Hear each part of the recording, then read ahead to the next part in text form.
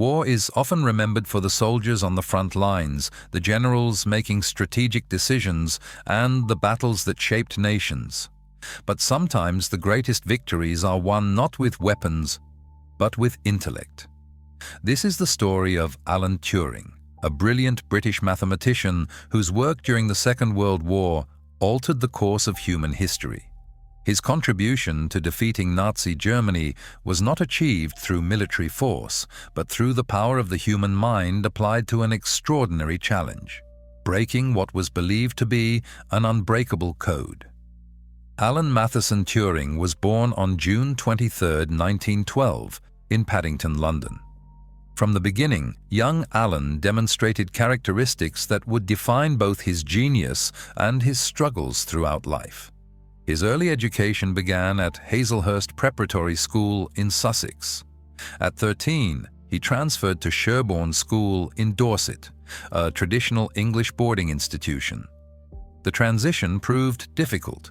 Turing was awkward and clumsy, frequently creating messes with fountain pens and disappointing teammates during physical education classes.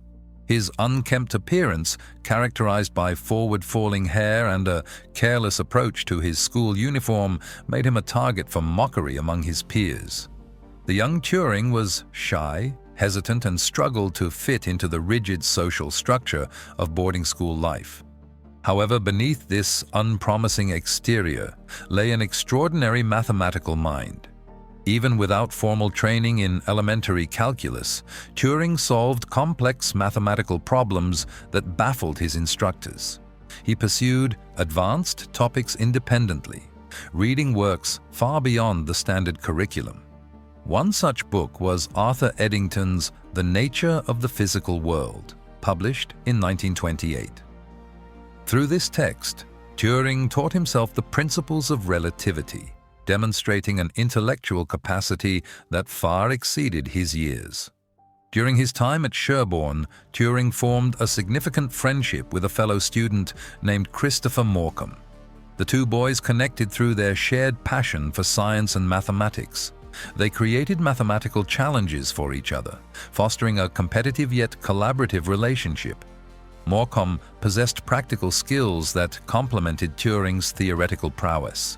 He played piano and taught Turing how to construct a wireless receiver using basic materials. This friendship, so vital to young Turing's development, ended in tragedy. On February 13, 1930, Christopher Morcom died of tuberculous peritonitis at a London nursing home. He was 17 years old. Morcom had suffered from the disease for years, but never informed his friend of his condition. The loss devastated Turing, leaving an emotional scar that would remain with him throughout his life. In 1931, Alan Turing entered King's College, Cambridge, to study mathematics. The transition proved far smoother than his earlier move to boarding school. Cambridge's architecture reminded him of Sherborne, and many undergraduates shared similar backgrounds, having attended prestigious public schools.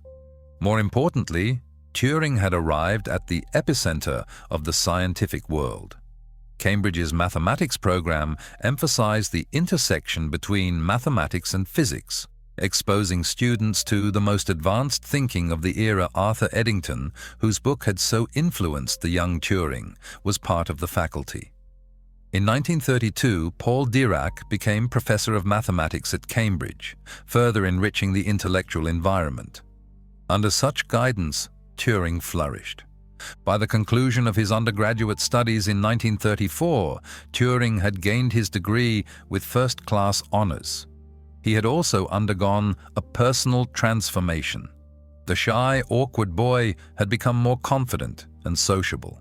He joined the Cambridge Boat Club, embracing physical exercise as part of his routine. He played bridge with fellow students and participated in the social life of the university. He also became more comfortable with his homosexuality, openly purchasing magazines that featured male subjects. After completing his master's degree, Turing produced a groundbreaking paper titled Uncomputable Numbers, with an application to the Entscheidungsproblem. This work introduced the concept of what would become known as the Turing machine, a theoretical device capable of performing computations and storing data. Though purely hypothetical at the time, this concept would prove foundational to the development of modern computing. In 1936, Turing traveled to the United States to continue his education at Princeton University in New Jersey. His doctoral thesis explored systems for formalizing and mechanically verifying mathematical proofs. After earning his PhD in 1938, Turing returned to the United Kingdom. He could not have known that within a year the world would be at war, and his unique skills would be desperately needed. While Turing pursued his academic career, Europe descended into darkness.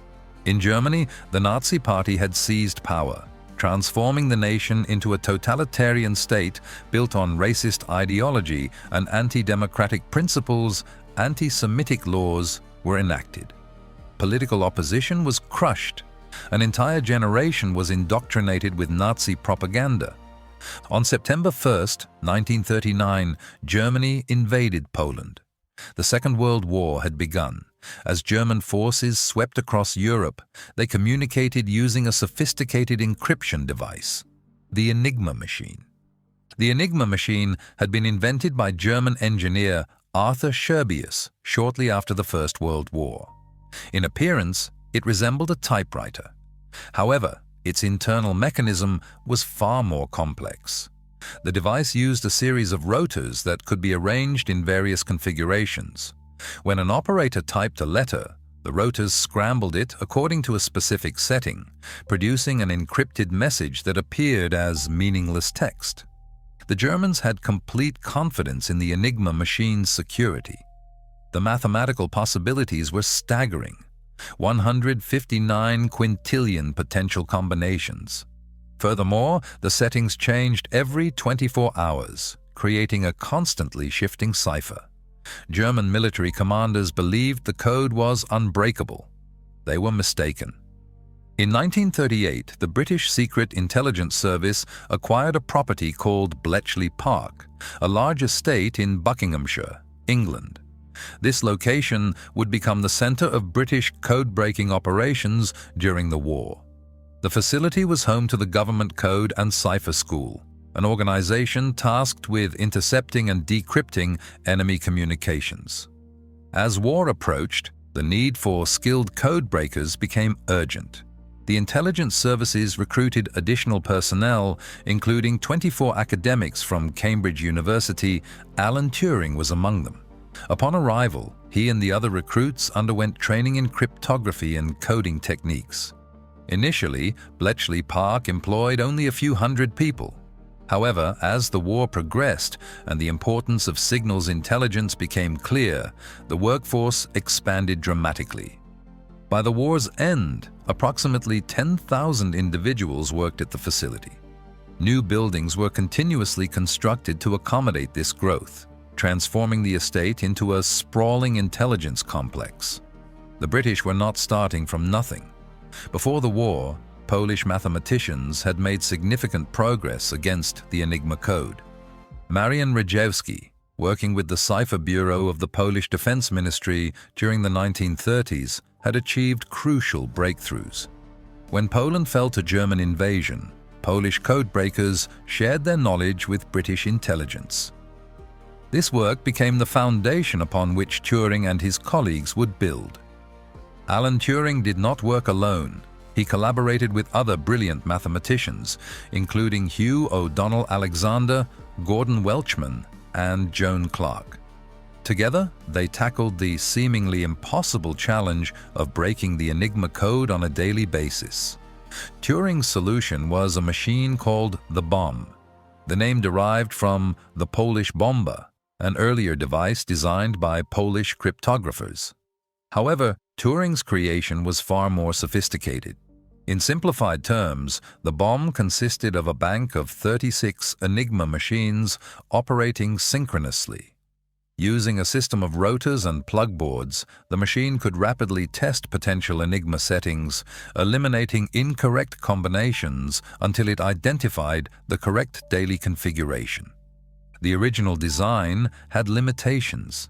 It depended on identifying specific patterns called closed loops within the encrypted messages.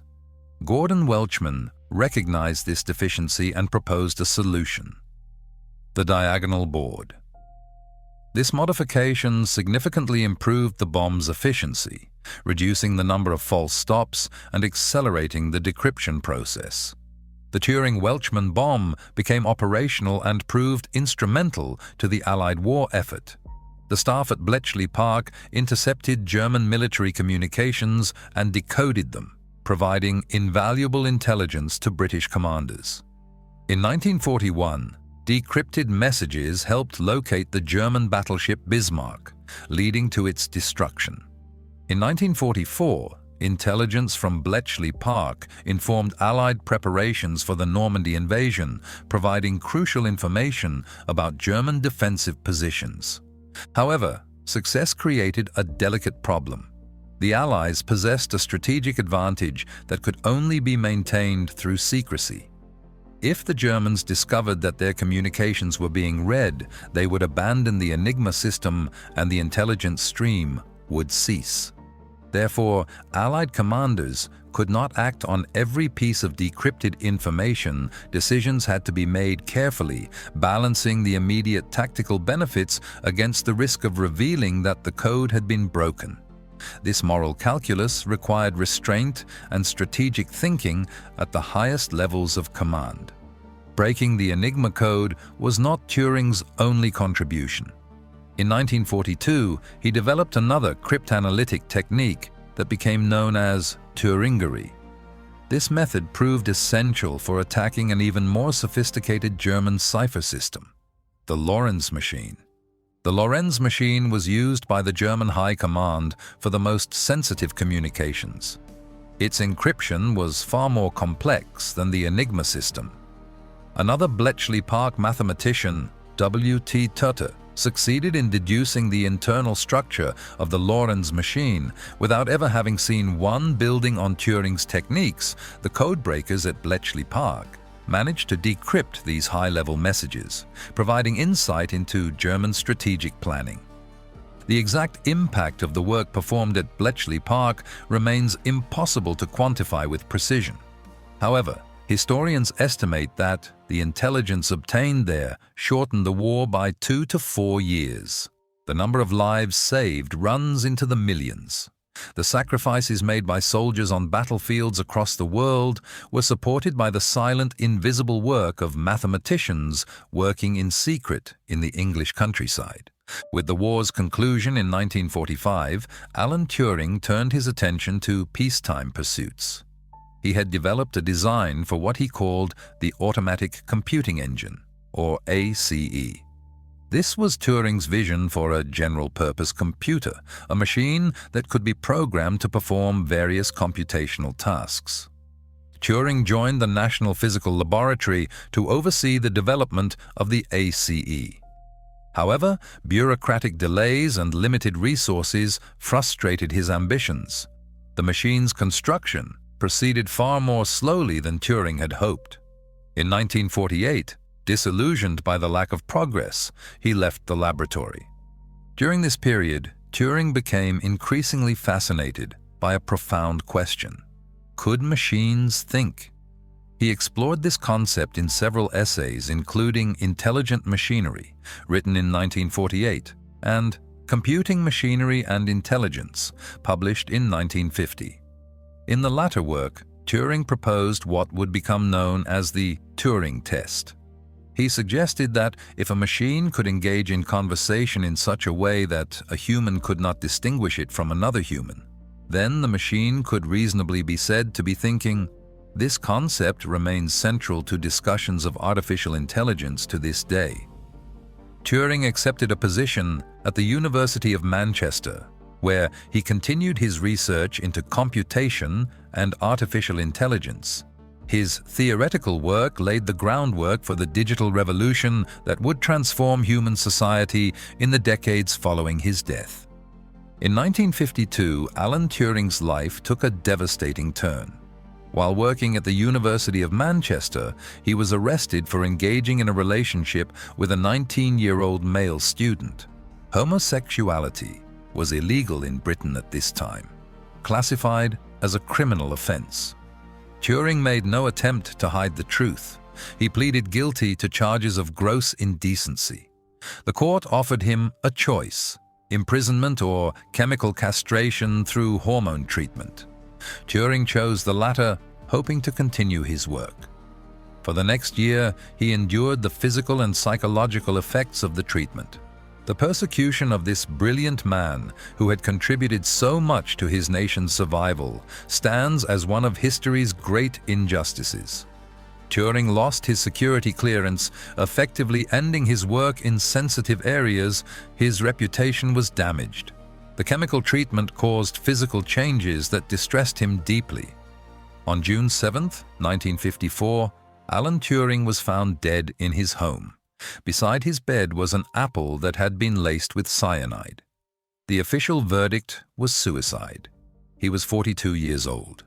Alan Turing died believing himself to be a criminal, rejected by the society he had helped save. For decades, his contributions remained classified, unknown to the public. Even within academic circles, his pioneering work in computer science was not fully appreciated during his lifetime. However, history has a way of correcting its mistakes. The Sexual Offences Act of 1967 partially decriminalized homosexuality in England and Wales. In 2013, nearly 60 years after his death, Queen Elizabeth II granted Alan Turing a posthumous royal pardon for his conviction. Recognition of Turing's scientific achievements has also grown. During his lifetime, he received honors including being made an Officer of the Most Excellent Order of the British Empire. In recent years, the Turing Award has become recognized as the highest honor in computer science, often described as the Nobel Prize of Computing. In 2014, the film The Imitation Game brought Turing's story to a global audience. In 2021, the Bank of England placed his image on the £50 note, ensuring that millions of people would encounter his face and, perhaps, learn his story. Alan Turing is no longer an obscure figure, known only to specialists in computer science and mathematics. He has taken his rightful place among the great heroes of the Second World War and the pioneering minds of the 20th century. His work laid the foundation for the digital age in which we now live. Every computer, every smartphone, every digital device owes a debt to the theoretical concepts Turing developed. His story reminds us that genius takes many forms. Heroes are not always found on battlefields. Sometimes they sit alone with pencil and paper, thinking thoughts that will change the world. Alan Turing's tragedy was that his society could not accept him for who he was.